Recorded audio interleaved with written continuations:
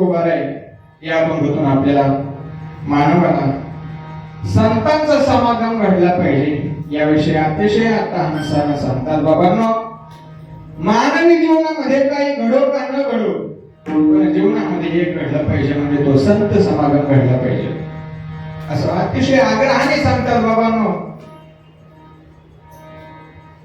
अभंगाचा थोडक्यात भावार्थ सांगायचं झालं तर जगद्गुरु तुकोबारांनी सांगतात, संत समागम एखादी परी व्हावी त्याची द्वारे शान याती. कोणत्याही प्रकाराने का होईना संतांचा समागम मानवी जीवनामध्ये घडला पाहिजे. महाराज, मानवी जीवन हे प्रत्येक, आता आपल्याला हा मानवी जीवन भेटलेलं आहे, पुन्हा मानवी जीवन मिळेल का नाही सांगता येत नाही. पण पुढच्या जन्मामध्ये काय, अरे कोणताही जन्मामध्ये गेला संतांचा समागम सोडायचा नाही. कोणत्याही योनीमध्ये गेला पण संतांचा समागम सोडायचा नाही. बरं सका, काय होईल संतांच्या समागमामध्ये? आमचा फायदा काय आहे का?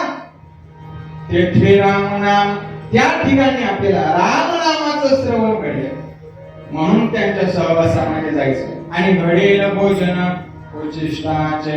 बरं, त्यांच्या सहवासामध्ये आपल्याला राहायचंय तर कसं राहायचंय? त्या ठिकाणी आपल्याला नम्रपणानं राहायचंय. कामारी बटीक सेवेचा सेवक दीनपणे रंग देते बले. त्या ठिकाणी आपल्याला सेवक झालं पाहिजे. त्या ठिकाणी आपल्याला अधिकारी किंवा मालक पाहिजे नाही. आणि दुसऱ्यामध्ये सांगायचं असं जर असेल तर त्यांच्या ठिकाणी काय, तुका म्हणे सर्व सुख त्या संगती आणि घडेल पंगती संतांच्या. सर्व अशा प्रकारचे त्या ठिकाणी त्या संतांच्या चरणी सर्व अशा प्रकारचे सुख त्यांच्या चरणी आहेत म्हणून अशा प्रकारचं आहे. बरं, तेथे रामनाम होईल श्रवण घडेल भोजन उचिष्टाचे. त्यांच्या ठिकाणी रामनामाचं श्रवण होईल अशा प्रकारचा थोडक्यात सांगायचं झालं तर अभंगाचा भावार्थ झाला. आपल्या परंपरा आहे की वक्त्याला काही नियमावली आहे आणि त्या नियमावलीमध्ये सांगणं म्हणजे परिहार. वक्त्यानं परिहार सांगितला पाहिजे. आज या मातोश्री आश्रमामध्ये वैकुंठवासी हरिभक्त पारायण मदन महर्षी बाबा यांच्या या आश्रमामध्ये मला आज एकादशीच्या निमित्ताने सेवा करण्याचा योग आमच्या बाबामुळे प्राप्त करून आणला. तसं पाहायला गेलं तर बरेच अशा प्रकारचे ठिकाणी आहेत, पण हे बाबांना सांगितलं मार्गदर्शन करायला म्हणून कीर्तनाच्या पुढे बाहेर होतो. आज या ठिकाणी आपल्याला तुम्हाला बालगोपालांना काहीतरी मार्गदर्शन मिळावं. आम्ही जे काही शिक्षणामध्ये काय आम्हाला अनुभव आले असेल त्या सांगण्यासाठी आलेलो आहोत. कीर्तन सेवा हे महाराज आपल्याला, आपण ज्या ठिकाणी राहतो त्या ठिकाणचं त्या क्षेत्राचं महात्मा आपल्याला कळणं गरजेचं आहे. आणि ज्या आपण साधू महात्म्याच्या त्या आश्रयाला राहतो त्या आश्रयाला आपल्या त्या साधू महात्म्याचं महात्मा कळणं आपल्याला गरजेचं आहे. आज आपण बाबांच्या ठिकाणी राहतो, बाबा नसले वैकुंठवासी झाले तरी सुद्धा बाबांचं महात्मा आहे. प्रत्येकाला साधू भेटेल का नाही सांगता येत नाही, पण आज आपण जे ठिकाणी राहतो ते साधूचं ठिकाण आहे. साधूच्या ठिकाणी महाराज आम्ही बाबांच्या सोबत राहिलो, बाबांच्या मुखात माहिती. आम्ही तुकोबारांना पाहिलं नाही पण आम्ही बाबांकडे पाहिलं. तुकोबारांचं जीवन आम्ही पाहिलं नाही पण आम्ही बाबांकडे पाहिल्याच्या नंतर असं वाटतं तुकोबारांचं जीवन अशाच प्रकारे होतं का नाही. आणि त्या बाबांकडून बाबांचं वर्णन व्हायचं अशा प्रकारचं महान अशा प्रकारचं साधूला ओळखू शकतो म्हणून बाबांचा महिमा आपल्या परिसरामध्ये आहे. महाराज, साधू म्हणजे सामान्य नाही, साधू म्हणजे आपल्या प्रत्येक क्षेत्रातलं काय सुरक्षा कवच आहे. जेवढ बाबा सांगायचे महाराज, प्रत्येक क्षेत्रामध्ये एक साधू असावा आणि ते साधू म्हणजे सामान्य नाही, त्या क्षेत्राचं सुरक्षा कवच आहे. आणि ही जर आताची परिस्थिती निर्माण कशामुळे झाली असेल तर त्याला कारण की आपण सुरक्षा कवच काय झाले नाही. आता सध्या त्या परिसरामध्ये साधू म्हणजे सुरक्षा कवच आहे. अशा एकादशीच्या पावन पर्व काळावरती मला सेवा करण्याचा योग प्राप्त झाला. एकदा पुन्हा बाबांच्या चरणी नतमस्तक होतो आणि सेवेकडे वळूया. बालगोपाल या ठिकाणी उपस्थित आहोत. या ठिकाणी कुणाचा सुरुवातीपासून असेल, प्रथम वर्षाला असेल, द्वितीय वर्षाला असेल, अनेक अशा प्रकारचे काही निहारेपाठ, काहींचा वासुदेव, काहींच्या भोपळ्यापर्यंत, काहींची निवडतात, कुणाचे नाटाचे अभंग पाठ असेल. या ठिकाणी परमार्थामध्ये आल्याच्या नंतर आपण परमार्थ कशा करतो आपण याचा आपण विचार केला पाहिजे. परमार्थाच्या दृष्टीने पाहिला गेलं तर परमार्थ, परम अर्थ याचाच अर्थ काय? परम म्हणजे श्रेष्ठ आणि अर्थ म्हणजे संपत्ती. परमार्थाची संपत्ती आहे, श्रेष्ठ अशा प्रकारची संपत्ती आहे. तुम्ही कितीही धन कमवा पण ते धन तुम्हाला काम येणार नाही. पण हे परमार्थ हे माझ जोडी देवाचे चरण. परमार्थच हे महाग नाही. कितीही संपत्ती कमवा, मुलं सांभाळतील का नाही सांगता येते का? सांगता येणार नाही. आता जे संस्थेमध्ये मुलांना प्रवेश असतो याच्यासाठी की आपल्याला सांभाळलं पाहिजे, त्यानं परमार्थ करो का नको, आता खरं का नाही याच्यासाठी आहे. पण हे एकतर म्हणजे दोन्ही काम होतं या क्षेत्रामध्ये आल्याच्या नंतर. अशा प्रकारचा परमार्थ आहे. या ठिकाणी लहान कोणी मृदंगाचार्य असेल, कोणी गायनाचार्य, कोणी कीर्तनाचा अभ्यास करत असेल, त्यामध्ये आपले काही अनुभव सांगायचे झाले तर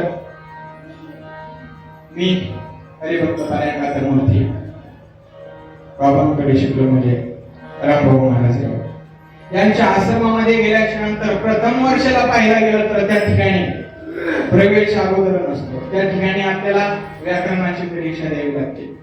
कोणताही ग्रंथ शिकायचा असेल तर त्याला व्याकरण अतिशय महत्वाचं आहे बरं का. आणि ते व्याकरण शिकायचं, व्याकरणाची परीक्षा द्यायची. व्याकरण पूर्ण झाल्याच्या नंतर त्याच्यानंतर प्रवेश भेटतो बरं का. ही सुरुवात आहे, ही पाय आहे. पहिला एखादी बिल्डिंग असेल, घर असेल तर त्याचा काय मजबूत असायला पाहिजे? पाया. तसं या क्षेत्रामध्ये आलं तर आपल्या या क्षेत्राविषयी हे व्याकरण आपलं पक्क असलं पाहिजे. व्याकरणापासून सुरुवात करायची. मग त्याच्यानंतर पुन्हा प्रथम वर्षाला गेले, त्याच्यानंतर अभंगाची सुरुवात असते. काही अभंग पाठ करायचे, काही 3-3 म्हणा, काही 5-5 म्हणा. या नित्याच्या काय करायच्या? पाठ करायच्या. त्याच्यानंतर गीतेतले काही संहिता असते. सुरुवातीलाच काय करायचं? पाठांतर करायचं नाही. ते शब्द गीता म्हणजे ही सरस्वती आहे. गीतेसारखं तत्व या जगामध्ये कुठंच आपल्याला सापडणार नाही. आणि गीता आपल्याकडून शुद्ध बसली पाहिजे याची प्रथम वर्षाला संहिता असते. लगेच पाठांतर नाही करायचं. पहिल्या वर्षाला संहिता असते. त्याच्यानंतर भांडारकर व्याकरण सुरू होत आहे, संस्कृतामध्ये. पुन्हा नंतर विचारसागर सुरू होत आहे. असे बरेच अशा प्रकारचे ग्रंथ जसे असतात त्याच्यात निवडक श्लोक पाठ करायचे, ज्ञानेश्वरीचा अर्थ करायचा. आणि काही अध्याय असतात, 12वा, 15वा, 9वा, 16वा अध्याय, अशा प्रकारचे अध्याय पाठांतर करायचे. असा परिश्रम आहे. ही परमार्थ म्हणजे काही सोपं नाही. काही ना वाटतं महाराज बोलायला काय लागतं, बोलायला काही नाही. पण हे कार्य जर परमार्थ करायचं असले तर काही नाही. त्यासाठी भरपूर पाठांतर लागतं महाराज. त्यासाठी कमीत कमी बाबा सांगायचे, कमीत कमी अगोदर मला वाटतं गुरु महाराज संस्थेच्या गाठ्याचे कितीतरी पाठांतर झाले तर मग संस्थेमध्ये प्रवेश असायचा. तसं आता आपण कमीत कमी 1000-1500 तरी आपण पाहिजे, किंवा 2-3 हजार ओळ्या तरी असल्या पाहिजे एखाद्या कीर्तनाला सुरुवात करायला. आताचे बाल कीर्तन करतात. अगोदर अभ्यास झाल्याच्या नंतर परिपक्वता येते. रियाजासाठी, सरावासाठी काही नाही. काही एकदा जर आपण बाहेर कार्यक्रमाची सवय लागली तर अभ्यास कमी पडतो. मग ते आपलं वातावरण कुठपर्यंत असतंय, जोपर्यंत दिवस आहे आपला प्रारब्ध साथ येत आहे तिथपर्यंत असतं. या क्षेत्रामध्ये प्रयत्नाला फार महत्व आहे आणि टिकून राहण्याला महत्व आहे. आम्ही ज्यावेळेस पहिल्या वर्षाला 150 विद्यार्थी होते आणि 4थ्या वर्षाला फक्त 25 विद्यार्थी होते. तसं या क्षेत्रामध्ये राहिलं तर टिकून राहता आलं पाहिजे. क्षेत्रच असे महाराज, याच्यात जो टिकला तोच टिकला, अशा प्रकारचं. आता आपल्याला फारसा विस्तार न करता अभंगाकडे वळूया.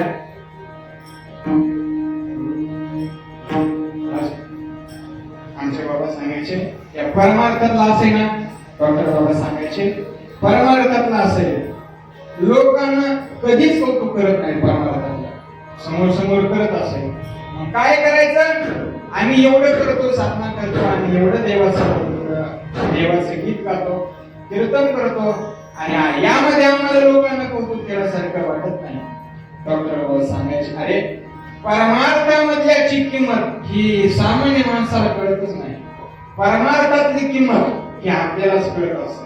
म्हणून परमार्थातल्या माणसानं, परमार्थातल्या लोकांना अपेक्षा करायची नाही की आपलं कौतुक झालं पाहिजे. काय करायचं, आपल्या आपणच कापता येईल, आपल्या आपणच पाठ कापून द्यायची.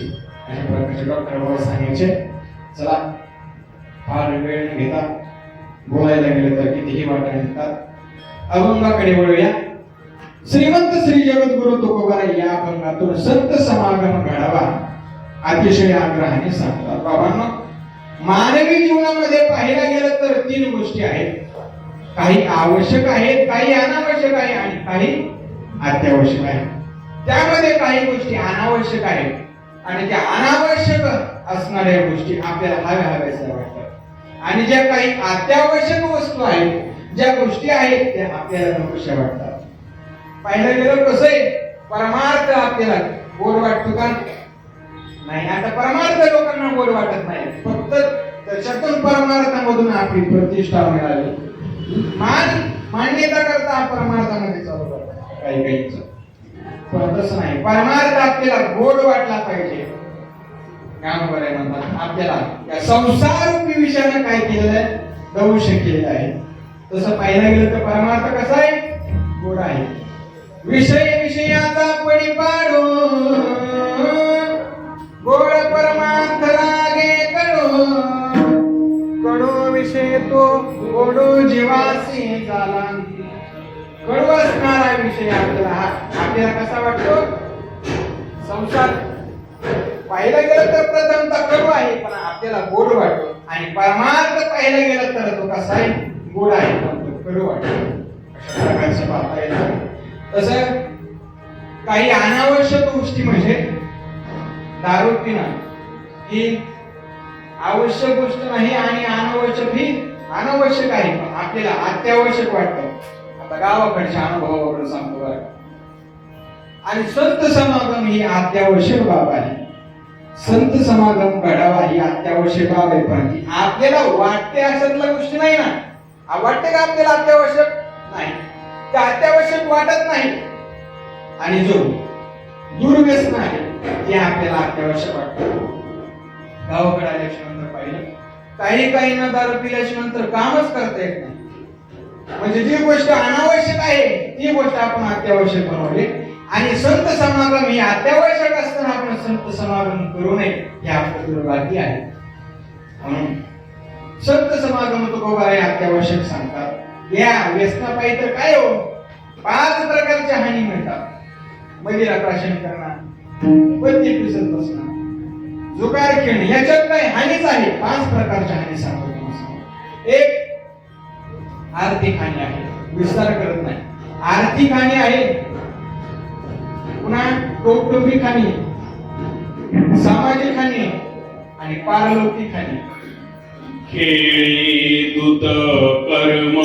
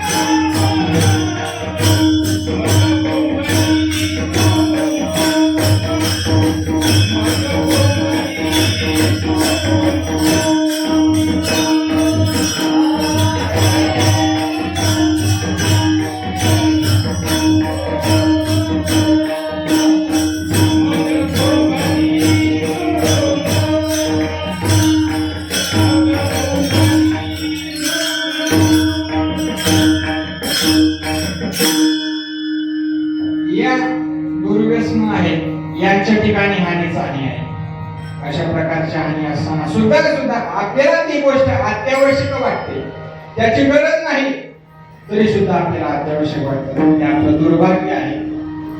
तसं तुकोबाराय महाराज आपल्याला असं काही घडलं नाही की ती संत समागम अत्यावश्यक असा वाटावा, यासाठी आम्हाला काही अनुभव आला नाही. उलट आम्हाला असा अनुभव आलेला आहे की संत जर आमच्या सोबत असले तर आमचा तोटा झाल्यासारखा वाटतो. तुकोबारायांच्या जीवनामध्ये पाहिला गेलं तर तुकोबारायच्या वेळेस व्यापार करायचे. व्यापार करत असताना तुकोबाराय सोबतचे जे व्यापारी होते त्यांना तुकोबाराय हवीसे होते का? नाही. तुकोबारायचं नाम जपामध्ये ध्यान असायचं, तुकोबाराय नाम जप करायचे आणि त्या विक्षेपाला त्यांना व्यापाऱ्यांना वाटायचे हे तुकोबाराय नकोशी झाले होते. मग असे तुकोबाराय असताना महाराज संत समागम अत्यावश्यक वाटत नाही आपल्याला, याशिवाय काय आपल्या वाटत नाही, कारण की त्यांच्याशिवाय आपलं अडलं नाही असं कुठं तर दिसत नाही. पण खरं तर पाहिलं गेलं तर त्यांच्याशिवाय आपल्याला राहताच येत नाही. का की आपल्याला ही बात तुम्हाला समजून द्यावी लागेल. आपल्याला अत्यावश्यक वाटत नाही, पण कसं आहे की अत्यावश्यक आहे हे तुम्हाला समजून द्यावं लागणार आहे. बाबांनो, संत समागम ही अत्यावश्यक बाब आहे की आपल्याला वाटत नाही, पण सर्व यावत मानव मात्राची अपेक्षा जर काय असेल तर सुख मिळावं ही अपेक्षा आहे. प्रत्येकाला सुख मिळालं पाहिजे ही अपेक्षा आहे. आणि या अपेक्षा करता सर्वजण काय करत असतात?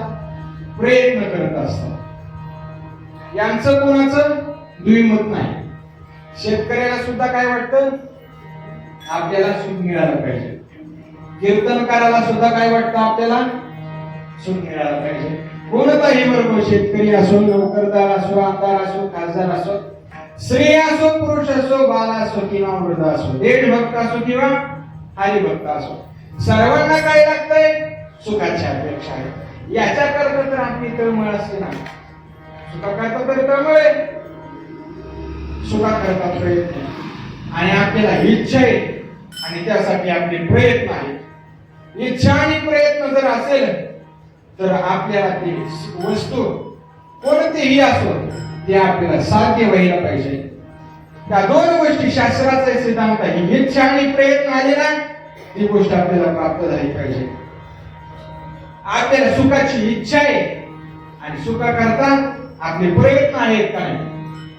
सुखाकरता आपले प्रयत्न आहेत का नाही? प्रयत्न सुद्धा आहे आणि इच्छा सुद्धा, तरी सुद्धा आपल्या पदरात सुख पडतं का? आपल्या पदरामध्ये सुख पडतं का? या सुखाकरता आपला आशेने जन्म जातो, तरी सुद्धा आपल्या पदरात सुख पडत. सर्व सुखाची या आशा जन्म घेला.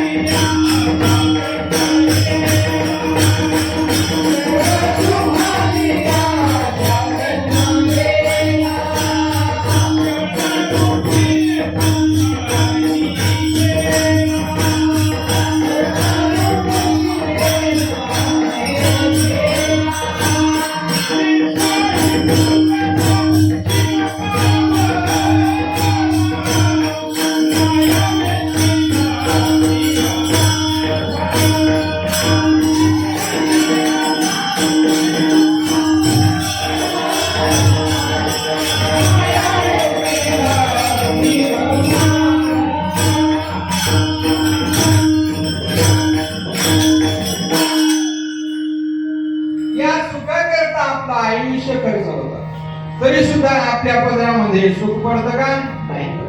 सुख पाहता दवा पाडे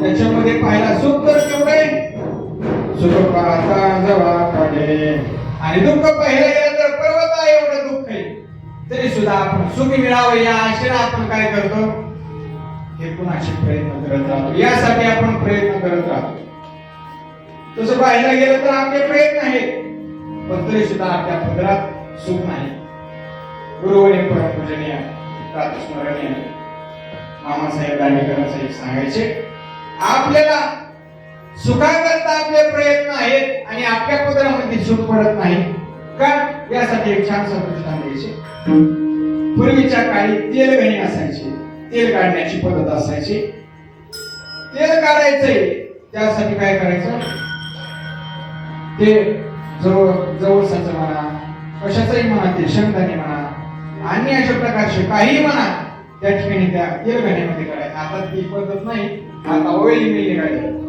पूर्वीच्या काळच्या ती मंडळीच्या ठिकाणी अजूनही काही ठिकाणी आठवण म्हणून ते तेलगणी आहे त्या तेलगण्याला पूर्वी बैल बांधलेला असायचा आणि तो बैल काय करायचा तेलगण्याविषयी गोल अशा प्रकारचा फिरायचा आता बैल आहे ते शेवटी किती फिरणार मग त्या तीन एक युक्ती मानायची काय करायचं त्या तीन काय करायचं त्या बैलाच्या समोर काय करायचे काठी बांधायची त्याला हिरवा चारा बांधायचा हिरवा चारा बांधायचा आणि हिरवा चारा बांधल्याच्या नंतर त्या बैलाला वाटायचा तो चारा खाण्यासाठी काय करता उठायचा आणि चालत राहायचा दिवसाची रात्र झाली काय दिवसाची रात्र झाली तरी सुद्धा त्याला चारा मिळेल का तसा त्या बैलाला आपल्याला हा चारा मिळेल या आशेने काय करतो सकाळचं दिवसभर फिरत राहतो रात्र तसं तो बैल आणि हा सुद्धा बैलच आहे का नाही हा सुद्धा बैल आपल्याला वाटतं सुख मिळालं पाहिजे यासाठी कोणाचे बांध करतो कोणाचे कष्टाचं असेल त्याच्यावर सलुबाड करतो कशा करता आपल्याला वाटतं बाबा पैशात काय सुख आहे पण खरं तर पाहायला गेलं तर पैशात सुख नाही बाबांनो पैशात सुख नाही पण आपल्याला वाटतं का आपल्याला वाटतं श्रीमंत लोक खूप श्रीमंत असे आपल्याला दिसतात वाटत नाही सायकलवाला जर असेल तर त्याला वाटतं काय मोटरवाला श्रीमंत आहे का नाही जो मोटरसायकल चालवतो त्याला वाटतं चार चाकीवाल्याला वाटतं मोठमोठ्या अशा प्रकारची व्याहती गाड्यामध्ये त्याला वाटतं हेलिकॉप्टरवाला विमानवाला जसं पाहायला गेलं तर जो देखे तो दुखिया बाबा सुखिया कोई नहीं रे मला सुखी आहे का या जगामध्ये कोणी तरी सुद्धा आपले प्रयत्न शास्त्राचा सांगितलं ना पूर्वीचा सिद्धांत आणि ती प्रयत्न आहे आणि इच्छा आहे आता तुम्हाला सांगतो इतिहासामध्ये एक नाव होतं त्याला जगातला उत्तम वक्ता बनायचंय यासाठी तो प्रयत्न करायचा आणि त्याचं पाहिलं गेलं ना महाराज त्याला गोबडी बोलताना त्याचे बोल पाहिलं गेलं तर वक्त्याला लय गुण लागतात त्यामध्ये त्याचं स्पष्ट बोलणं असलं पाहिजे श्वासावरती त्याचं नियंत्रण असलं पाहिजे त्याला स्वराची थोडी समज असली पाहिजे वक्ता बनणं सोपं नाही 10,000 एखादा वक्ता बनत असतो वक्ता तशी सहज श्रेष्ठ 100 एक शुरा सतेश्वर जायते शुरा सतेश्वर जायते शुरा आणि वक्ता तसे सहज श्रेष्ठ 10,000 एखादा वक्ता बनतो आणि 1000 पंडित अशा प्रकारचं बनतं वक्ता बनणं सोपं नाही पण त्याला जगातला उत्तम वक्ता बनायचे कुणाची जर बोबडी वळत असेल ज्याला तालाचं ज्ञान कळत नाही तो तक्वादार सराव करेल का नाही, तर त्या ठिकाणी प्रयत्न करण्यासाठी घालणार नाही, वेळ वाया घालवणार नाही. तो त्याला आता स्वतःची जर आपली बुबडी वळत असेल आणि त्याला जगातला उत्तम वक्ता बनायचंय, त्यानं लोकांचं ऐकलं नाही, प्रयत्न करायचा, वनामध्ये जायचा आणि दोन्ही जबड्यामध्ये काय ठेवायचं, लक्ष द्यायला, गारगुट्या ठेवायच्या आणि बोलण्याचा सराव करायचा. आणि तो सराव करू लागला, त्याचं बोलणं थोडं स्पष्ट झालं, समुद्राच्या कडेला जायचा आणि मोठमोठ्यानं बोलायचा. समुद्राच्या लाटाचा आवाज किती असतो, त्या लाटा शांत झाले पाहिजे, त्या लाटाचा आवाज नाही, आपला आवाज आपल्याला आला पाहिजे, इतका मोठ्यानं बोलायचा. प्रयत्न करू लागला, प्रयत्न करायचे, त्याचं बोलणं होतं, त्याचं मधुर बोलणं लोकांना आवडायला लागलं, पण त्याचे खांदे उडायचे.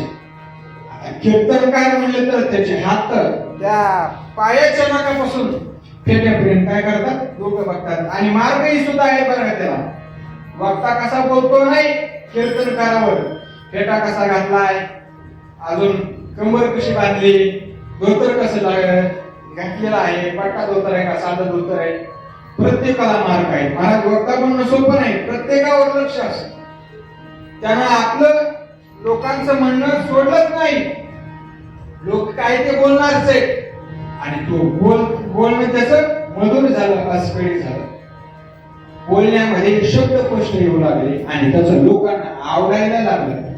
आणि आवडायला लागलं नवे तर तो जगातला उत्तम वक्ता बनला. त्याचंच नाव आहे डेमोस्थिनीस. जगावरती त्यानं वक्तृत्वाची छाप टाकलेली आहे डेमोस्थिनीस. का? दोनच गोष्टी होत्या, प्रयत्न आणि इच्छा. या क्षेत्रामध्ये आपण आलो ना, दोन गोष्टी असतात, एक तर याच्यामध्ये प्रयत्न करावे लागणार आहेत आणि दुसरी म्हणजे इच्छा. आता बाबा सांगायचे इच्छा असली तरच परमार्थ होतो, नाहीतर हे बाबा सांगायचे पूर्वीच्या काळी पिपाणी वाजवायचे, पिपाणी वाजवायचे, त्या बापाला वाटायचा आपला व्यवसाय पुढे चालावा, आपल्या मुलांना हा कारभार केला पाहिजे, यासाठी त्या मुलाला शिकवायला लागला. बाप ही जरा आर्धन होता आणि मुलाला काय हे पिपाणी वाजवायचं आवडत नव्हतं. सांगितलं मग काय करायचं, बापानं त्याला सांगायचं आणि दोघांचं एक जमलंच. बापानं म्हणला तू पिपाणीच वाजवायची आणि त्यानं काय केली, त्याच्या तोंडात ठेवलं. आता पूर्व इतिहासाच होता, म्हणला तू किती तोंडात दाब फुकायचं माझ्या हातात आहे. तसं आपण या ठिकाणी आलोत ना, आपल्याला इच्छा असणं गरजेचं पहिली गोष्ट. उभं घरच्यांना पाठवलं म्हणून नाही, त्याची इच्छा असली पाहिजे आणि त्यासाठी आपले प्रयत्न असले पाहिजे. चार गोष्टी आपल्याला गरजेचे आहे. महाराज नित्यनेम 10 तास अभ्यास करण्यापेक्षा 1च तास पण रोजचा सराव असला ना लई फरक पडतोय. म्हणून नित्यनेम माणसाच्या जीवनात, विद्यार्थ्याच्या जीवनात आहे. विद्यार्थ्याचं जीवन हे पाहायला गेलं तर हे प्रयत्न, इच्छा आणि प्रयत्नवादी असलं पाहिजे. काही नाही, ज्या वेळेस मी आळंदीला गेलो त्यावेळेस मला स्वराचं काही ज्ञान नाही, आजही फारसं काही त्याच्यात नाही, पण आता त्या अनुभवानं आणि त्या ह्याच्यामुळेच ते अभ्यासासी सांग कार्यासी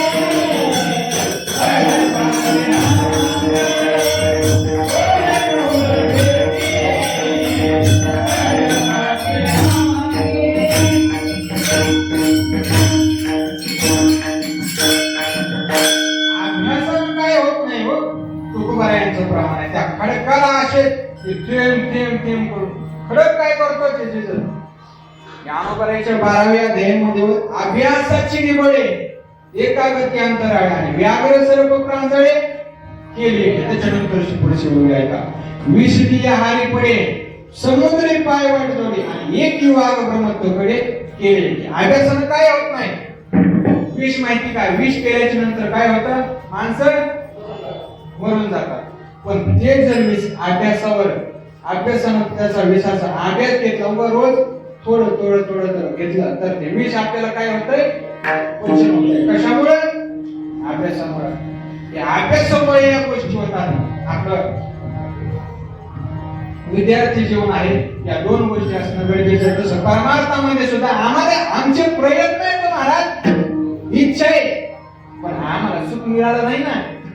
या सुख मिळवण्याकरता आम्ही काय केलं पाहिजे? अरे शास्त्राचा तसा सिद्धांत असले तरी सुद्धा प्रयत्न जर चुकीचे झाले तर त्याच्यामुळे तुम्हाला निश्चित साध्याची प्राप्ती होत नाही ना. प्रयत्न कसे असले पाहिजे? बरोबर. आपल्याला जर जायचंय बीडला तर परभणी रोडला जाऊन किती दिवसांना पोहोचता बीडला? नाही. आपले प्रयत्न योग्य दिशेने असले पाहिजे.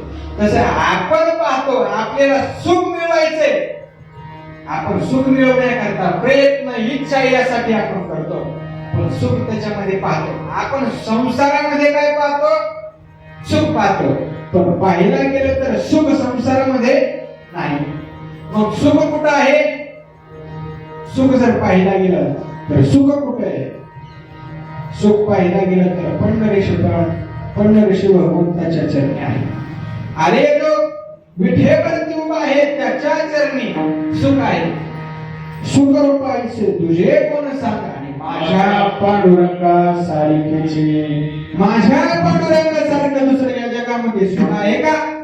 आपण याच्यात पाहतो, आपण मुलामध्ये पाहतो, पत्नीमध्ये पाहतो. हे खरं पाहिलं गेलं की हे सुख आहे का? नाही. महाराजांना प्रमाण दिलं सुख आहे. सुख पाहता झालं पाहिजे, दुःख पुरवता एवढे. ज्या ठिकाणी सुख आहे, ज्या ठिकाणी कोणत्याही प्रकारचा त्या ठिकाणी सर्व सुखाचे आगर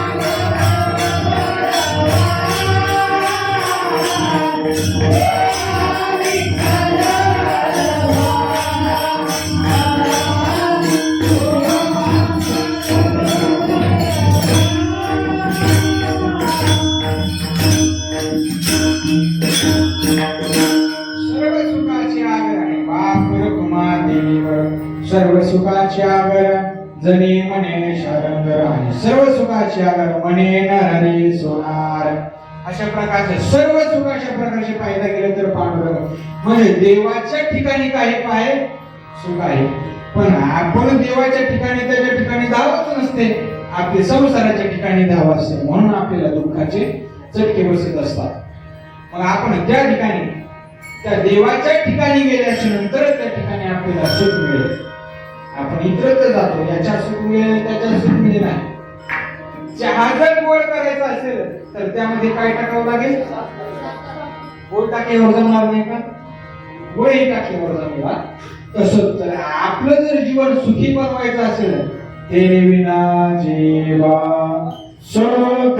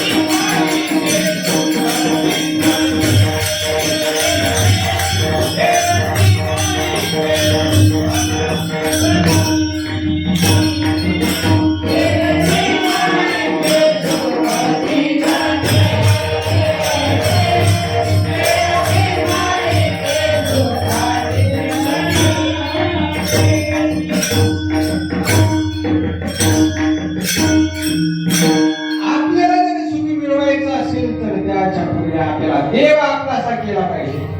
पण देव आपलासा करणं सोपं आहे का? नाही. जगाचा मालक आहे आणि जगाच्या मालकाला आपल्याला मिळवायचंय, सोपं नाही. साधा आमदारापर्यंत जाण्याकरता कुणाकुणाचं सहकार्य घ्यावं लागतं. जो जगाचा मालक आहे जाणं सोपं आहे का? जाणं सोपं नाही.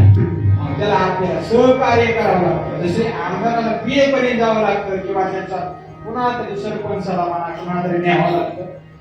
तसं देवाला देवापाशी जायचंय, देवाची प्राप्ती करायचं. मधला दुआर असेल ना कोण? ते संत. 4 वेद 6 शास्त्र 18 पुराण सांगतात की बाबांनो तुम्हाला देवाची प्राप्ती करायची ना, पण एकाची झाल्याशिवाय तुम्हाला देव मिळत नाही. संताविना प्राप्ती नाही आणि आयुष्य वेद वेती ग्वाही. वेदानं सांगितलं तुम्हाला जर देव मिळवायचंय त्यापूर्वी आपल्याला संत मिळवावे लागते. म्हणून जगद्गुरु तुकोबारे म्हणतात बाबांनो हे आता प्रवेशामध्ये झालं. फक्त आणि फक्त संत कसे अत्यावश्यक आहे यासाठी समजावून सांगायचं.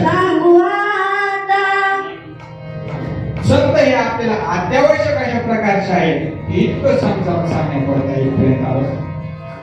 आपले महाराज आम्हाला कळलं संत हे अत्यावश्यक आहेत. आम्हाला खरंच कळलं बरं का. संतांचा समागम घडला पाहिजे. संतांचा समागम घडला पाहिजे. पण कसा घडला पाहिजे? कसा घडला पाहिजे तर आपण पहिल्या चरणामध्ये सांगतात. संत समागम एखादी परी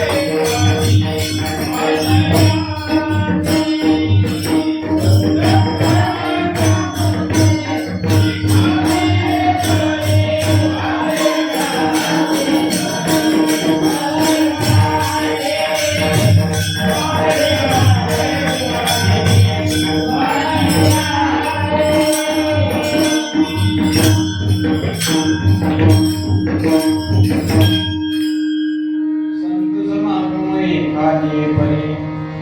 अरे आपल्याला जर अगोदर देवापाशी जायचं असेल तर संताचा आपल्याला सहाय्य घ्यावं लागणार आहे. म्हणून समागम त्यांचा घडावा याविषयी तुकोबा म्हणतात. संतांची संगत घडावी. माणसाला पाहिला गेला तर समागम ही संगती लेस जीवनाला कारणीभूत ठरते बरं का. आपण त्याचा संगतीचा कसा उपयोग करायचा आहे, आपलं पतन करायचंय का उद्धार करायचा आहे, कशामुळे ठरतं? संगतीमुळे ठरतं. म्हणून चांगल्याची संगत केली पाहिजे. आपण चांगल्याची संगती केली पाहिजे. संगत एक सुभाषितकार सांगतो तुम्हाला. त्यामध्ये सुभाषितकार सांगतात त्यामध्ये 3 प्रकार पाडलेले आहेत. एक अधम, मध्यम आणि उत्तम अशा प्रकारची संगती सांगितली आहे. संतप्ता याची संस्कृतस्य प्रयोगचं नाम आपलीन न्यायते मुक्ता कालतया तदेव नलिनीपत्र सत्राजते प्रायेनाधम मध्यम तमोगुण संसर्गतम जायत्या स्वात्यासागर शक्तीमध्ये पतितम तन्मुक्तिम जायते. त्यामध्ये सांगतात सुभाषितकार सांगतात एक पाण्याचा थेंब आहे. काय म्हणलं? पाण्याचा थेंब. पाण्याचा थेंब तोच पाण्याचा थेंब उन्हाळ्याच्या दिवसामध्ये लोखंडावरती पडला काय होईल? त्या पाण्याच्या थेंबाचं बाबा काय होईल? त्याची वाफ होईल, त्या ठिकाणी नष्ट होईल. मान्य ना? पर तोच पाण्याचा थेंब कमळाच्या पाण्यावरती पडला काय होईल? तो मोत्यासारखा चमकू लागेल. बर तोच पाण्याचा थेंब तर स्वाती नक्षत्रामध्ये शिंपल्यामध्ये पडला काय होईल? मोठी होईल. पाण्याच्या थेंबामध्ये आपला काही बदल केला का? मानवी जीवनामध्ये, परमार्थातच नाही, मानवी जीवनामध्ये संगत ही आपल्याला कारणीभूत ठरते. पतन उधार संघाचा महिमा त्या जावे अधमा. या दुर्जनाचा दुराचारी लोकांचा त्याग केला पाहिजे. चांगल्याच्या संगतीमध्ये गेलं पाहिजे. काही महाराज अशाच्या संगतीमध्ये जातात, चांगल्याच्या संगतीमध्ये गेलं पाहिजे. संगती ही लई कारणीभूत आहे. परमार्थातच नाही, व्यवहारामध्ये प्रपंचामध्ये पाहायला गेलं तरी सुद्धा संगती ही कारणीभूत ठरते. म्हणून तुकोबा हे म्हणतात बाबा संतांच्या संगतीमध्ये जा. संतांच्या संगतीमध्ये जा. संत संगतीचे काय सांगू सुद्धा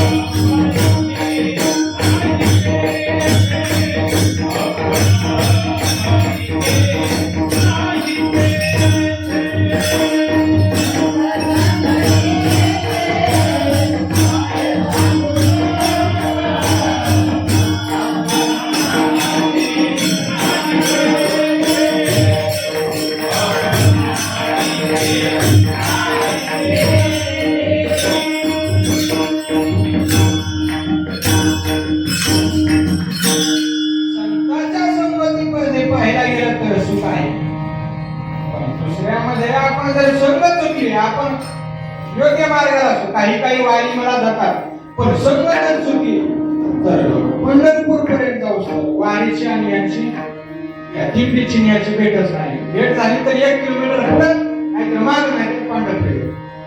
म्हणून चांगल्याच्या संगतीमध्ये काही क्षेत्राच्या ठिकाणी जातात आणि त्या क्षेत्राच्या ठिकाणी जाऊन तमाशे पाहतात. का? संगत नोकराच्या संगतीमध्ये गेला. तसं संगत ही आपल्याला कारण होत. चांगल्याच्या संगतीत राहायला पाहिजे. चांगल्याच्या संगतीमध्ये राहायला पाहिजे. काय म्हणतात महाराज, संगत आपल्याला लय हे दुर्जन आहेत ना, यांची संगत तर नकोच, त्यांचं दर्शन सुद्धा नको असं म्हणतात.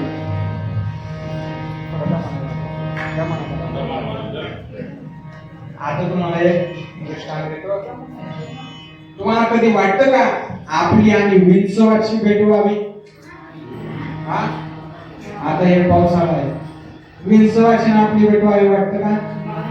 लक्ष द्या सर्व, तिकडं पण इकडं पण. आता विंचवाची भेट व्हावी असं आपल्याला वाटत नाही. का? विंचवाचा दंशच तसा आहे, साक्षात्कार झाल्याशिवाय राहत नाही. विंचू बरं, विंचवाचं पहा, तोच विंचू आहे आपल्या नागीवर असावी आणि फक्त अंगावरून सर्वांगावरून फिरू द्या. आपल्याला काही अडचण आहे का? काही अडचण आहे, फक्त त्यांना नागी मारू नये, एवढंच आहे ना. जसं दुर्जनाचे काही माणसं आहेत महाराज, दुर्जन आहे, त्यांचं दर्शन सुद्धा, त्यांची संगत तर लांब, त्यांचा वारा सुद्धा लागू नये. म्हणून बाबांनो, दुर्जनाचं दर्शन तर लांबच राहतं. एक दृष्टांत देतो, पुराणामध्ये आहे. आजामेळाचा दृष्टांत माहिती का तुम्हाला? काय झालं होतं? आजामेळा अगोदर सदाचारी होता आणि सदाचारी असून सुद्धा तो समित आणण्याकरता निघाला, म्हणजे मधुकरी म्हणा ते शिजवण्याकरता लाकड आणण्याकरता निघाला. आणि निघाल्याच्या नंतर तो आजामेळा जाताना मोठ्या मार्गाने गेला आणि येताना जरा मार्ग चुकला. त्याला वाटलं आता त्या काळात शॉर्टकट मारू, लहान गल्लीतून गेला आणि ती गल्ली होती वाम मार्गाची. त्या आजामेळ्यानं पाहिलं 4 पुरुष एका विषय बरोबर काम क्रीडा करत होते आणि ते पाहिल्याच्या नंतर फक्त ते दृश्य काय केलं, पाहिलं आणि आजामेळा निघाला. निघाल्याच्या नंतर त्याच्या मनामध्ये तोच विचार. पूर्वी कसा होता? परमार्थिक होता, सदाचारी होता, सच्ची होता. आणि ते पाहिल्याच्या नंतर ते दृश्य जर पाहिलं, त्याला पुन्हा नंतर ते दुराचारी बनला. कशामुळे? फक्त ते दृश्य जर पाहिलं. तुकोबाले म्हणतात, तुका म्हणे क्षण आणि न कोणता याचे दर्शन. क्षणभर सुद्धा आपल्या दुराचारी माणसाचं दर्शन नको बरं का. सकाळी म्हणतात माकडाचा तो पाहू नये, तशा दुराचारी माणसाचं हे यांचं दर्शन सुद्धा नको. आपला दिवस खराब झाल्याशिवाय राहत नाही. विंचवाच्या नागीमध्ये पाहिलं गेलं तर फक्त विंचवामध्ये, नागीमध्ये विष आहे. विंचवाची नांगी, विंचवाची नांगी,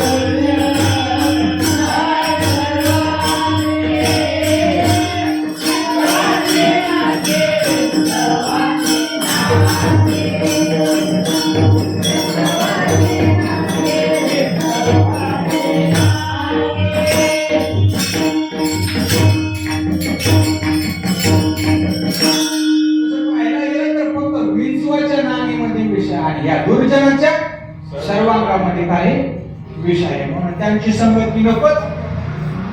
त्यांची संगती नको आणि चांगल्याना सुद्धा चांगल्याच्या संगतीमध्ये राहायला पाहिजे बरं का. आणि चांगले जरी संगतीमध्ये गेले तर त्यांचा नाश झाल्याशिवाय आत्महत्या थोडासा वेळ लागणार. 7:30 वाजेपर्यंत बाबासाहेब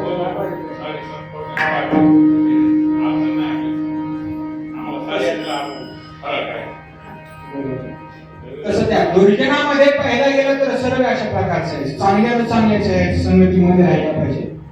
तसं पाहायला गेलं तर पहा, चांगल्यानं चांगल्याच्या संगतीमध्ये का राहायला पाहिजे. तुम्हाला हिरा माहिती का? हिरा हिरा माहिती का? हिरा काय करतो? कुठून तर पृथ्वीमधून. आणि हिरा कसा असतो? अनमोल अशा प्रकारचा रत्न आहे हिरा बरं का. आणि तो मजबूत आहे बरं का, स्ट्रॉंग आहे. आणि त्याची परीक्षा कशी घ्यायची? तुकोबाराने सांगितलं, हिरा किरीता ऐरणी वाचे मालिका जोगणी आणि तोची मोल पावे करा करणीचा होय चुरा. हिरा त्या ऐरणीमध्ये ठेवायचा आणि त्या ऐरणीमध्ये ठेवल्याच्या नंतर त्याच्यावर काय करायचा? घाव घालायचा. कशानं? हातोडीनं, छन्नीनं? नाही, घणानं काय करायचं? घाव करायचा. तुम्ही लोखंड असं अवजार करणाऱ्याचं काम तुम्ही तिसऱ्याच्या इथं पाहिलंय का? तुम्ही पाहिलंय का?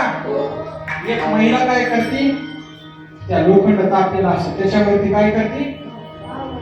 घाव घालते. पण घाव घालत असताना वाचेनं काय करते? हो काय करते? ताकदीन अशा प्रकारचा म्हणती तर असं त्याच्यावर घाव घालते. तसं त्या हिऱ्याची परीक्षा आहे. हिरा काय करायचा? त्या ऐरणीवरती ठेवायचा आणि त्याच्यावर काय करायचा? घाव घातला. घाव घातला तर त्या करणीचा चुरा व्हायचा, पण हिऱ्याला काहीच व्हायचं नाही. पण तो हिरा आहे ना शेवटी, पण तो हिरा सुद्धा नष्ट होतो, बनला. कशामुळे बनला? त्याची संगत चुकली. आणि तो हिरा कशाच्या संगतीमध्ये गेला महाराज? ढेकणाच्या. ढेकून किती असतं? ढेकून किती आहे? ढेकून माहिती आहे? ढेकणाच्या संगी हिरा जोडला कुसंगे नाडीला साधू संगा. इतका मजबूत असणारा तो हिरा सुद्धा भंगला ना. कशामुळे? ढेकणाच्या संगतीमध्ये गेला. आपल्याला संगती किती महत्वाची महाराज? संगती लय महत्वाची. आता आपल्या भाषेत तिकडचं सांगायचं झालं, महाराज संगती काय होती? चांगल्यानं चांगल्याच होत असते, काही नाही.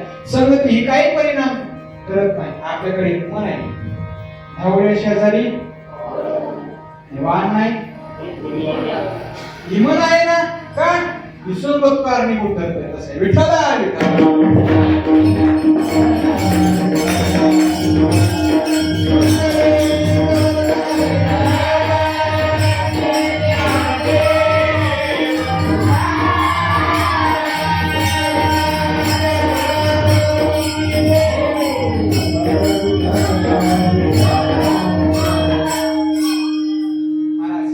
संगती लय कारणीभूत आहे. संगती आपली चांगली असावी. बरं महाराज आम्हाला कळलं संत फळाची संगती उपयोगाची.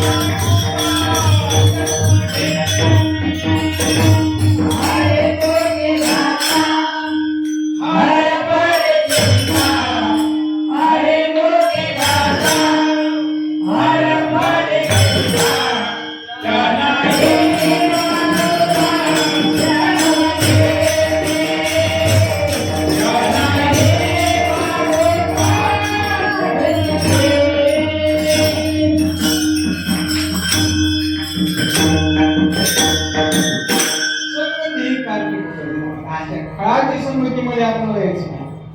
बरं जायचं तर कोणाच्या संतांच्या संगतीमध्ये जायचं. संतांची संगत करायची आपल्याला. संत सर्व सुखे आजी येथेची ओळख.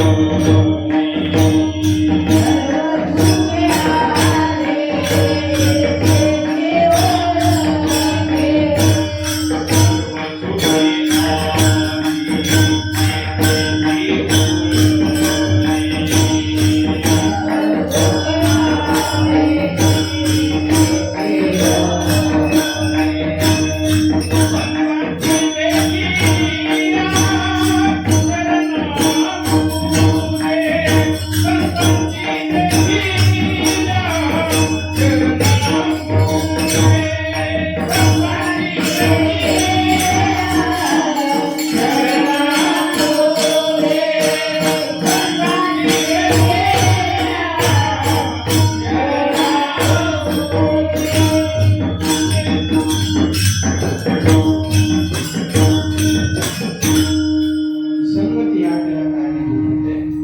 महाराज आम्हाला कळालं संतांच्या संगतीमध्ये जायचे, चांगल्याच्या संगतीमध्ये जायचंय. आम्हाला कळालं. पण तू कोणत्या प्रकारे जायचंय? तुकोबारे म्हणतात कोणत्या प्रकारे संतांचा समागम कसा घडला पाहिजे? अरे कसाही घडू द्या, पण संतांचा समागम आपल्या जीवनामध्ये घडल्याशिवाय राहू नये. बरं असं राहिल्याच्या नंतर तुकोबारे त्या ठिकाणी कशाही प्रकारे घडू द्या, काही अडचण नाही, कोणत्याही प्रकारे का होईना संतांचा समागम घडला पाहिजे. तुम्हाला त्यासाठी दृष्टांत दिलं बरं का.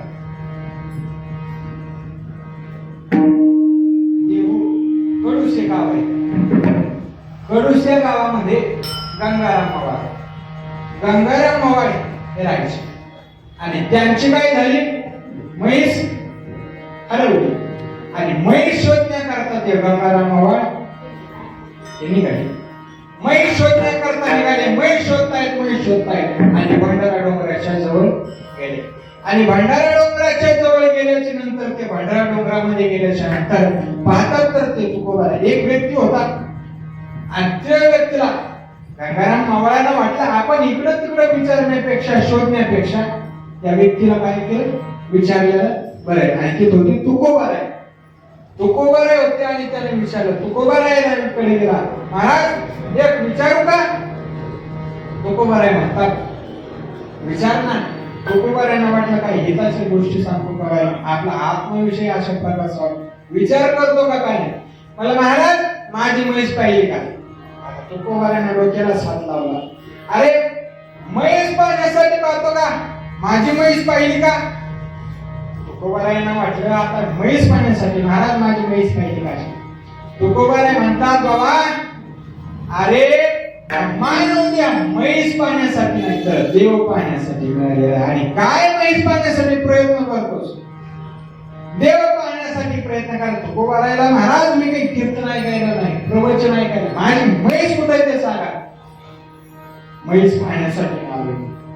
बरं असं झाल्याच्या नंतर तुकोबारायने आत्मविश्वास सांगितलं, जा तुझ्या कोठ्यामध्ये काय तुझी म्हैस आणि तू शोधण्याकरता खरंच पाहिजे. इतका आत्मविश्वासाने सांगतोय माझ्याच्या नंतर आपण बघून शिव यासाठी गेला आणि पाहतो तर कोठ्यामध्ये म्हैस.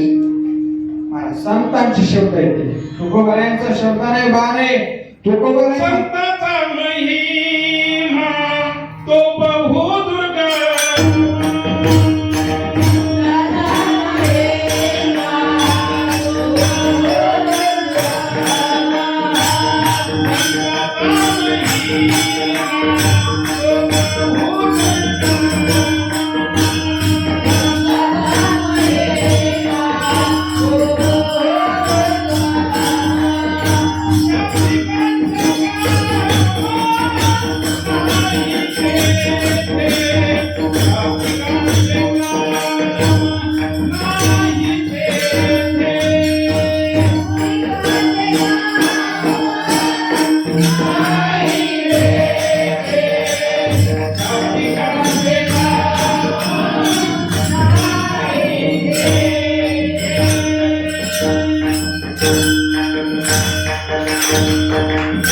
संतांचा महिमा दुर्गम आहे. तुकोबाराय म्हणतात अरे मानव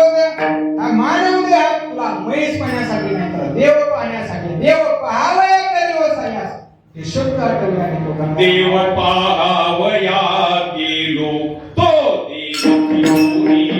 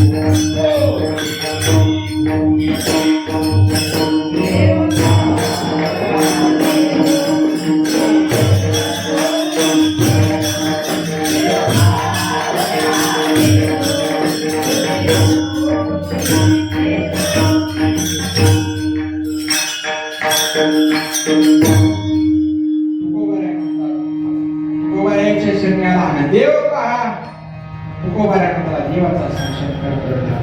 तुकोबारायांच्या 14 टाळकरी आहे. त्या टाळकरीमध्ये पहिली एक म्हणजे गंगाराम मावळ.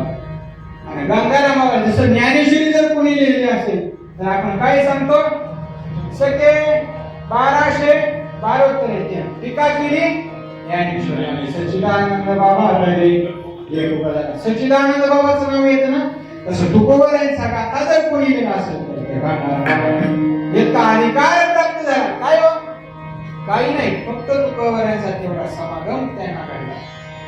निमित्त काय होतं फक्त आणि फक्त म्हैस पाण्याचं निमित्त होतं. आणि म्हैस पाण्याचं निमित्त जरी असलं तरी सुद्धा तुकोबारायांना त्या गंगाराम मावळाला इतका मोठा अधिकार प्राप्त केला. आता तर काही म्हणून त्यांच्या संगतीमध्ये गेलं पाहिजे. पण त्यांच्या संगतीमध्ये कोणत्याही प्रकारे पुत्र झालं तरी सुद्धा काही अडचण नाही. वावे त्या शेजारी श्वान आहे. श्वान का म्हटलेलं आहे कारण की आपल्याला एक दृष्टांत पाहायला येतो. पुराणामध्ये सांगतात की धर्मराजाबरोबर एक पुत्र असायचा. स्वर्गारोहणला वेळेस त्या पुत्राला सुद्धा घेऊन गेले. सर्वांना माहित असेल तो दृष्टांत. धर्मराजाबरोबर बद्रीनाथच्या पुढे एक मानागाव आहे आणि मानागावावरून ते स्वर्गारोहणला गेले. बाबांचा साथ झाला बद्रीनाथला 7 दिवस त्या ठिकाणी स्वर्गारोहण झालं. त्या कुत्र्याला सुद्धा गेलं म्हणजे वावे त्या शेजारी पुत्र झालं तरी सुद्धा काही अडचण नाही. पण त्यांच्या ठिकाणी महाराज काहीतरी साधना घडली पाहिजे ना. त्यांच्या संगतीमध्ये जाऊन पंक्ती खाऊनच काही होत नसतं. साधना घडली पाहिजे. कोणती साधना घडली पाहिजे रामाचं दुसरं चरण सांगा.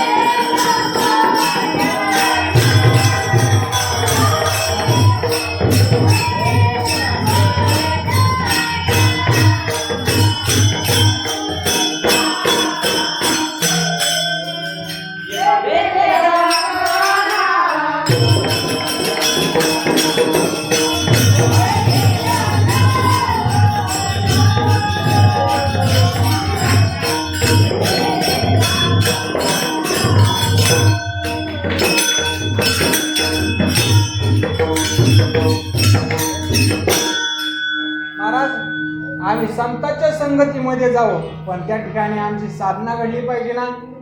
कोणती साधना घडेल तर त्या ठिकाणी आपल्याला रामनामाची साधना घडेल. रामनामाची आपल्याला साधना घडेल. ते रामनाम होईल श्रवण, त्या ठिकाणी रामनामाची साधना घडेल. बरं, काय होईल? दोन प्रकारची आपल्याला साधना येईल. एक मुखानं, त्याला म्हणतात वाचिक. मुखानं आपण काय करतो? रामनाम घेतो, ही झाली वाचिक. आणि जे कानामध्ये आपल्याला ऐकायला येते ती झाली श्रवण. म्हणजे जसा साधनाचा बघा, नामाचा आणि या वाचेशी काय संमत आहे, ही झाली वाचिक. तसं कोणत्याही अवयवाचा काय श्रवण म्हणजे कानाशी आणि त्या नामाशी काय आहे संबंध आहे, म्हणून ही सुद्धा काय झाली अशा प्रकारची साधना आहे. म्हणून श्रवण भक्ती आहे आणि श्रवण अशा प्रकारची साधना आहे. आपण कीर्तन काहींचं महाराज पुणे इथपर्यंत असतं कीर्तनाला येण्यापर्यंत, पण कीर्तनाला गेल्याच्या नंतर पुंडलिकवर आहे पण त्याच्यानंतर म्हणायचं पुण्य नसतं, सांगता येत नाही. बरं, असं जर असेल तर यायचं नाही का कीर्तनाला? नाही यायचं. का? कारण की त्यांच्या ही नामाचं जे श्रवण होणार आहे हे सुद्धा सहाय्यक अशा प्रकारचं आहे. म्हणून आपल्याला नवविध भक्तीपैकी ही पहिली जर पाहायला गेली तर काय? श्रवण भक्ती. श्रवणं कीर्तनं विष्णुस्मरणं पादसेवनं अर्चनं वदनं दास्यं सख्यं आत्मनिवेदनं. नवविध अशा प्रकारची भक्ती आहे. तुका म्हणे नवाविध भक्ती जाणे तुझी शुद्ध. तुका म्हणे नवाविध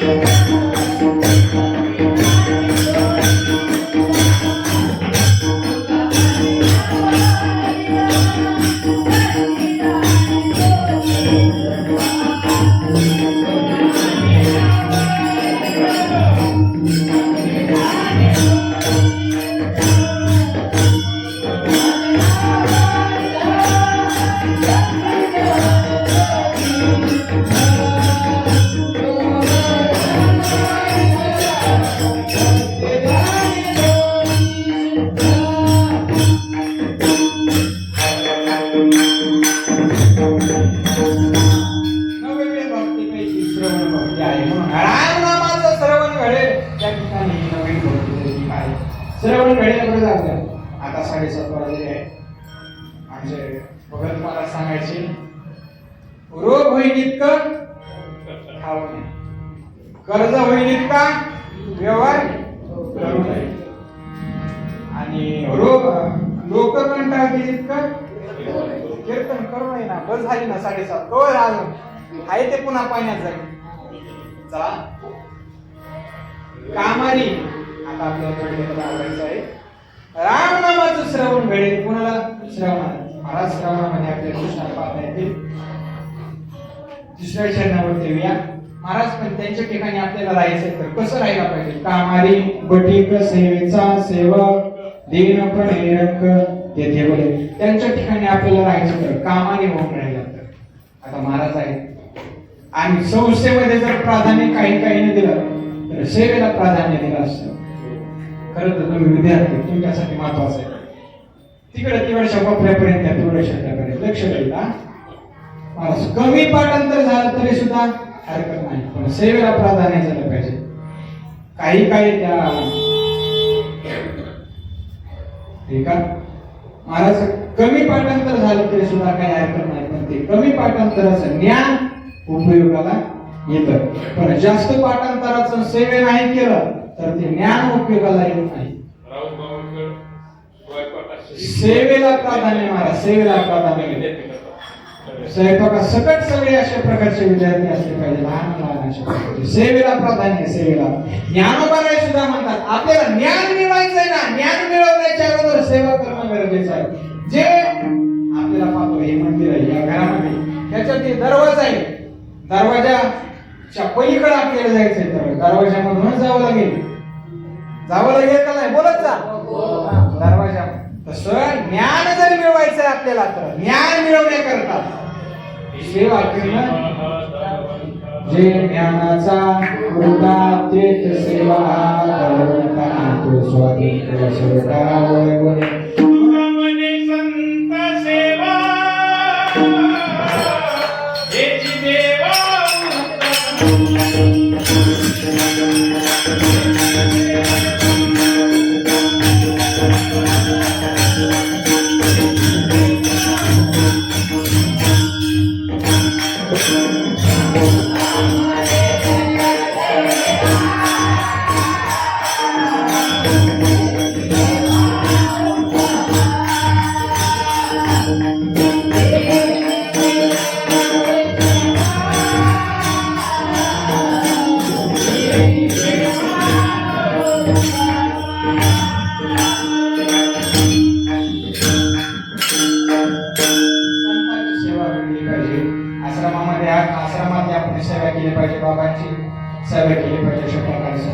केली पाहिजे. त्यांच्या ठिकाणी राहायचे कामारी बटीक सेवेचा सेवकाने दीनपणे रंक घेतले आणि दीडपणानं राहिल्याच्या नंतरच ते आपल्याला जवळ ठेवतात. अंताजी भावा जर आपल्या ठिकाणी आले तर त्यांना त्या ठिकाणी तारा नाही, म्हणून कामारीच राहिले पाहिजे. असं जर असेल तर महाराज त्यांच्या ठिकाणी सर्व अशा प्रकारचे सुख असतात. शेवटच्या नावे सांगतात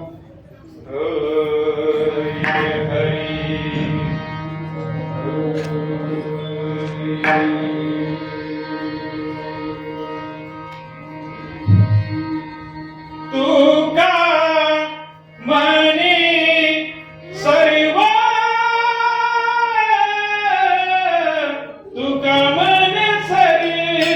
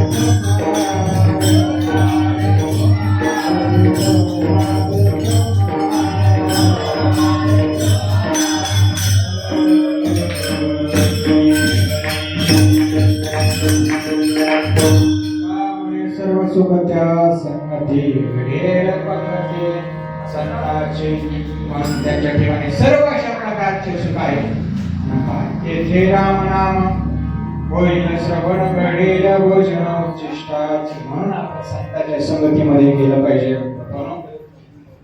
आता आपली वेळ संपली आहे. वेळेला फार अशा प्रकारचं साधकाने महत्व दिलं पाहिजे. नाहीतर वेळ येऊन गेल्याच्या नंतर काही उपयोग नसतो. जसं परिवाराचं प्रमाण आहे मानवाच्या आधारे नाणीला वाटतं. तसं वेळेतच काय ते कार्य झालं पाहिजे. ते समय आपल्याला ते समय सुचकता आपल्याला कळायला पाहिजे. आता फारसा वेळ न घेता प्रभू वेदिनाथ भगवंताच्या चरणी बाबांच्या चरणी सर्वांच्या चरणी नतमस्तक होतो. बाल याच्यातलं कोणी साधू महात्मा होईल सांगता येत नाही. बाबा सांगतात बाबा सांगायचे पण मकर बाबा जास्त मारायला लागले ना म्हणायचे अरे याच्यातलं कोण मोठा साधू होईल सांगता येत नाही. याच्यातलं कोण कीर्तनकार होईल मोठा सांगता येत नाही. महाराज एक सुभाषितकार आहे राजाचं चित्त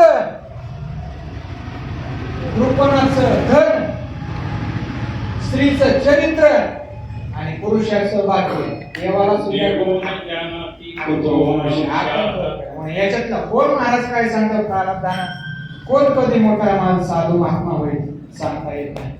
म्हणून आपला प्रारब्धावरती आपल्या कर्मावरती आपला विश्वास असला पाहिजे. काय नाही कधी कधी वाटत महाराज आम्ही इतके चांगले राहतो हरिपान घेतो आणि आम्हाला तर एवढे दुःख का होतात आणि ज्यांचे पोल्ट्री फार्म आहे ज्यांचे दारूचे दुकान आहे त्यांच्याकडे भरपूर अशा प्रकारची संपत्ती आहे.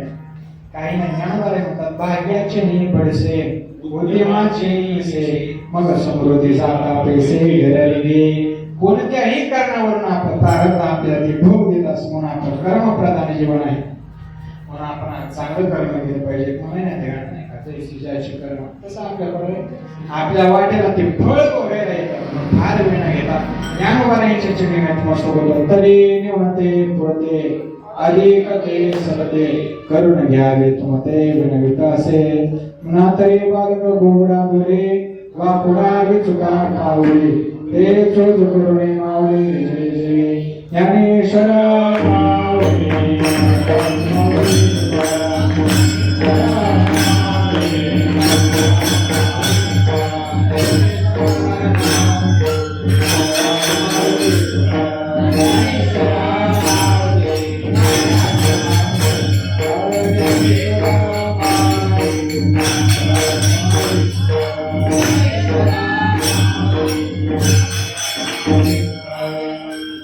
आपल्या वारकरी नेमाप्रमाणे तुकोबारायांचं भजन करू. तुकाराम तुकाराम तुकाराम